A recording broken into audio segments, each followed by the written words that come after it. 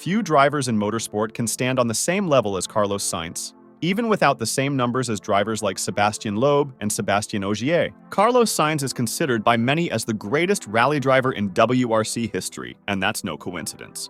With 2 world championships and 4 Dakar Rally victories, the Spaniard has cemented his name in the Motorsport Hall of Fame and became the oldest driver to win the Dakar. With so many victories in his career, Sainz doesn't seem to be aiming for retirement anytime soon. Carlos Sainz Senamor was born in Madrid on April 12, 1962. Before entering the world of rallying, the future driver played soccer and squash, a sport in which he became the Spanish champion at 16 for Real Madrid. While practicing both sports and studying law, Sainz began his career as a driver in Formula Ford. His first experience with rallying came in 1980, and 6 years later, he was runner-up in Spain with a Renault.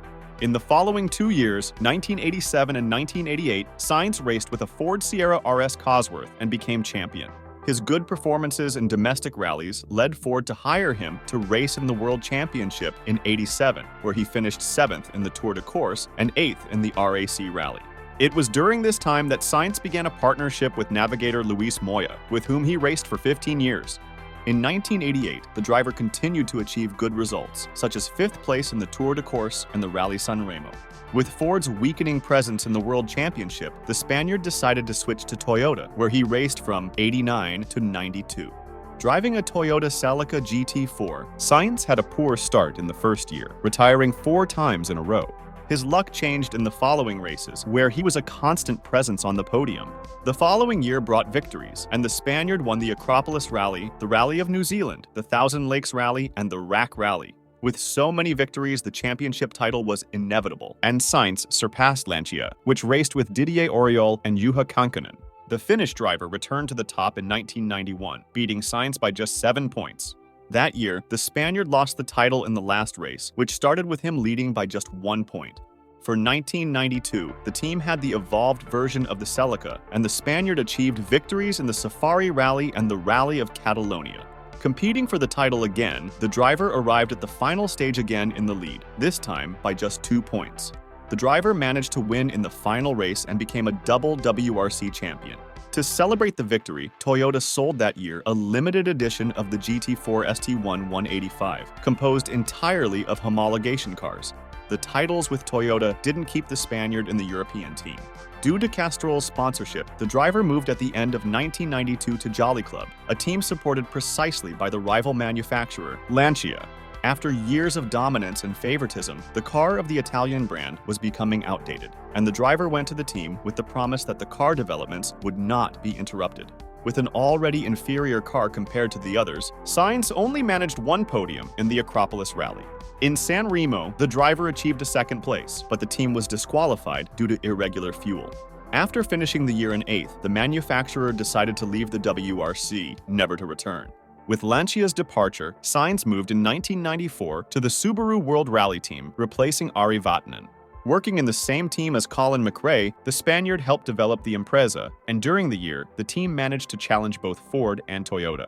At the end of the year, Sainz lost the title to Didier Auriol, but it was clear that he would be a competitor on par with his rival. In 1995, the driver won the rallies of Monte Carlo, Portugal, and Catalonia, where a team order placed Sainz first and McRae 2nd. The decision sparked a dispute between the two, who ended up tied on points in the last race of the calendar. In the RAC Rally, McRae became champion by winning the event, with Sainz 2nd and Richard Burns, also from Subaru, in 3rd. With the conquest, the Japanese brand secured its first constructors' title in the WRC, and McRae became the first Briton to win the competition. With the defeat, Sainz returned to Ford the following year, where he raced with the Escort. With a victory in Indonesia and podiums in Sweden, Acropolis, Argentina, Australia, and San Remo, the driver finished the year in 3rd, behind only Tommi Mäkinen and McRae himself. In 1997, the performance was partly similar, with the driver winning in Indonesia and Acropolis. With 51 points, Sainz again finished behind Mäkinen and McRae. The almost titles propelled the driver back to Toyota in 1998, partnering with Auriol.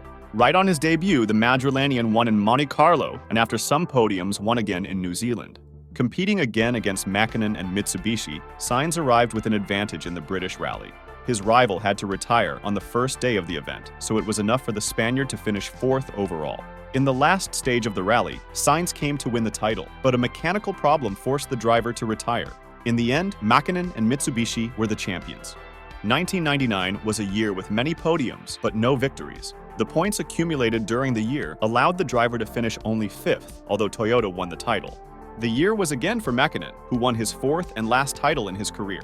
Toyota was focusing its efforts on the F1 project, and the following year withdrew from the WRC as a factory team.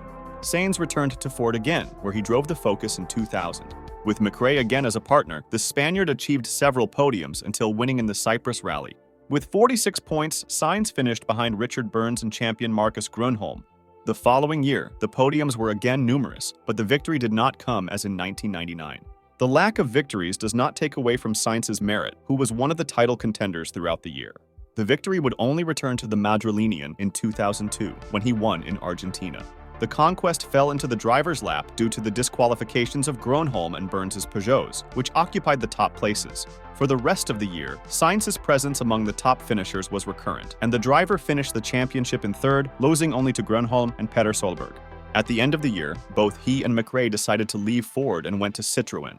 Aboard the Exara WRC, Sainz won the 3rd rally of the year in Turkey, but during the championship, podiums became scarce. Even so, the Spaniard managed to finish the year in 3rd. The results below expectations did not repeat the following year when the driver returned to the podium. In Argentina, Sainz achieved his last victory in the WRC, allowing the Spaniard to finish behind only Sébastien Loeb, Solberg, and Marco Martin with 73 points. In the penultimate rally of the year in Catalonia, the driver decided to announce his retirement from the championship. The news reverberated in the sports world, and at that moment, the rally world recognized Sainz as the greatest rally driver in history, a title that was recognized again in other opportunities years later. The formal farewell from the WRC ended there, since in the last stage in Australia, the Spaniard could not race. During the pre-race reconnaissance, Sainz ended up hitting a tree, and he had to abandon the race before it even started. After the championship, Sainz turned his attention to another type of rally. In 2006, the Spaniard competed in the Paris-Dakar Rally for the first time aboard a Volkswagen Touareg. After winning 4 stages, the driver finished 11th overall. In the following years, Sainz remained with the Germans, winning the rally in 2008 and 2010.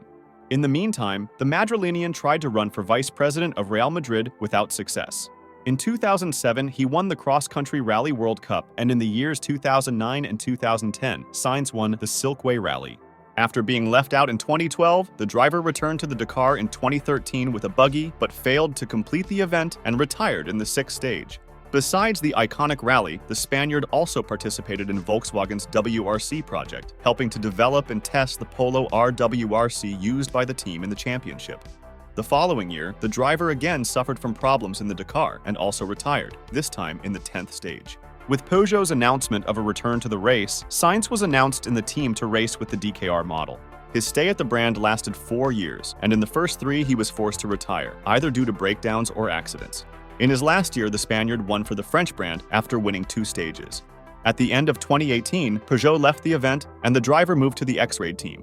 Driving a Mini, Sainz suffered breakdowns and finished the event only in 13th place. The following year, 2020, the Spaniard paired with Lucas Cruz and was again champion, still with a Mini. In 2021, the Madrilenian entered Extreme E, an electric car competition created by Formula E CEO Alejandro Agag and Brazilian Gil de Ferran.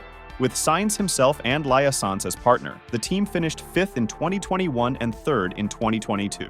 After achieving a 3rd place in 2021 in the Dakar, Sainz left X-Raid and decided to race for Audi, finishing 12th in his debut.